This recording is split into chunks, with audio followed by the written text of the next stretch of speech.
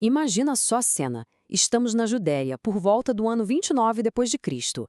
E lá no meio do deserto surge uma figura, assim, meio rústica, sabe? O nome dele é João. E a mensagem dele é tão poderosa que está atraindo multidões. E isso, claro, começa a deixar as autoridades lá em Jerusalém bem preocupadas. Elas só querem saber uma coisa. Uma pergunta que vai definir tudo. Afinal, quem é você? E olha, essa pergunta, ela não é feita num bate-papo informal, não. É uma coisa séria, quase uma intimação. É feita por uma delegação oficial que saiu lá de Jerusalém só para isso, para confrontar esse homem misterioso e entender de onde vem todo esse poder, toda essa influência que ele está ganhando. O que acontece é seguir, gente. Não é uma conversa amigável. A gente pode dizer que é um verdadeiro interrogatório, com uma baita tensão no ar. Pensa só. As figuras mais poderosas, a elite religiosa, saem do conforto do templo, lá em Jerusalém, e vão até o deserto. Para quê? Para tentar entender e principalmente controlar esse movimento que está surgindo e que ameaça toda a ordem estabelecida. Mas quem exatamente eram esses interrogadores? Bom, o texto bíblico é bem específico. Eram sacerdotes e levitas, e mais, da seita dos fariseus, que era um grupo super influente na época. E eles não estavam lá por acaso, não. Foram enviados pelo Sinédrio, que era tipo a Suprema Corte da Nação, o órgão mais poderoso. A missão era muito clara: investigar e dar um jeito de controlar essa suposta nova ameaça. Eles chegaram lá com uma pauta bem definida, sabe? Primeiro, a identidade. Quem é esse cara? Segundo, a autoridade. Quem te deu permissão para fazer o que você está fazendo para pregar e batizar? Porque a mensagem de João era radical demais, abalava as estruturas. Mas, no fundo, a grande pergunta, aquela que pairava no ar, era uma só. Será que ele é o Messias que todo mundo espera? E é aqui que a história dá uma virada fascinante. Porque pensa bem, João tinha chance de ouro para assumir um poder imenso para se promover. Mas ele faz exatamente o contrário. Ele mostra uma autenticidade radical. A força dele não vem do que ele diz que é, mas sim, primeiro, de tudo aquilo que ele diz com todas as letras que ele não é. É uma sequência de nãos que é impressionante. Então eles vão direto ao ponto, sem rodeios. Lançam logo a pergunta mais pesada de todas, aquela que estava na cabeça de todo o povo, um povo que vivia sob opressão. Você é o Cristo? O Messias? Essa era a maior esperança de uma nação inteira. E, de novo, a chance perfeita para João dizer sim e tomar o poder para si. E a resposta dele é aqui que a gente precisa prestar muita atenção. Ele não diz simplesmente não. O texto faz questão de frisar. Ele confessou e não negou. Confessou. Isso é quase uma declaração de tribunal, sabe? É formal. Ele está deixando claro, sem a menor sombra de dúvida, eu não sou aquele que vocês estão esperando. Ok, se ele não é o Cristo, a delegação não desiste. Vão para a segunda hipótese. Então, você é Elias? E essa pergunta faz todo sentido, porque existia a profecia de Malaquias que dizia que Elias voltaria. E o estilo de vida de João, aquela coisa rústica no deserto, tudo nele lembrava o profeta Elias. Era a aposta mais lógica. E a resposta de João? Mais curta ainda. Direta. Não sou.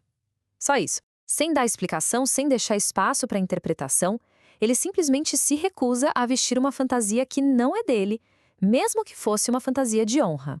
A simplicidade desse não sou é de uma força que desarma qualquer um. Eles tentam uma última cartada, agora com uma referência bem específica. Você é o profeta?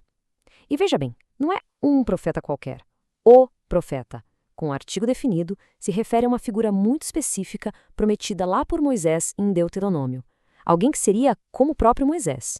Era outra grande expectativa daquele tempo. E, de novo, a resposta é de uma palavra só.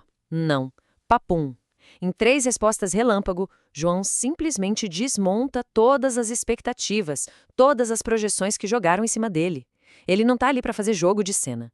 Ele está, na verdade, limpando o palco, tirando todas as distrações, inclusive ele mesmo, para que o verdadeiro protagonista possa entrar. Aí, já sem paciência, eles pressionam. Então fala logo quem você é. E é nesse momento que João finalmente dá uma resposta positiva. Mas o ponto-chave é, ele não reivindica um título, um cargo, ele define a si mesmo por uma função, uma missão, e uma missão que vem direto das Escrituras. A resposta dele é genial e está conectada diretamente com a profecia de Isaías. Ele diz: Eu sou a voz do que clama no deserto. Percebe a diferença? Ele não é a mensagem, ele é um megafone. Ele não é o rei, ele é o arauto que anuncia que o rei está chegando. A identidade dele é o seu propósito, e o propósito dele é preparar o caminho para outro. E essa distinção entre a voz e o verbo, nossa, isso é muito profunda. A voz, que é o João, é temporária, ela existe para um momento específico. Já o verbo, a palavra, que o Evangelho de João nos diz que é o próprio Cristo, é eterno. A voz é a seta que aponta o caminho, o verbo é o destino final. João tinha uma clareza absurda do seu papel nesse grande plano. A delegação, essa altura já meio frustrada, muda de tática. Ok. Se você não é o Messias, não é Elias, não é o profeta, então com que autoridade você está batizando as pessoas? A pergunta agora sai do quem você é e vai pro por que você faz o que faz. É basicamente um quem você pensa que é. E a resposta de João é, de novo, espetacular, cheia de humildade. Ele mais uma vez tira o foco de si mesmo. Ele basicamente diz, olha, o meu batismo é com água, é só uma preparação. E aí ele joga a borma. Mas no meio de vocês já está alguém que vocês nem conhecem. E para mostrar a diferença de grandeza, ele completa dizendo que não é digno nem de desamarrar as sandálias dele, uma tarefa que era do mais baixo dos escravos. E aí que está o ponto central de tudo.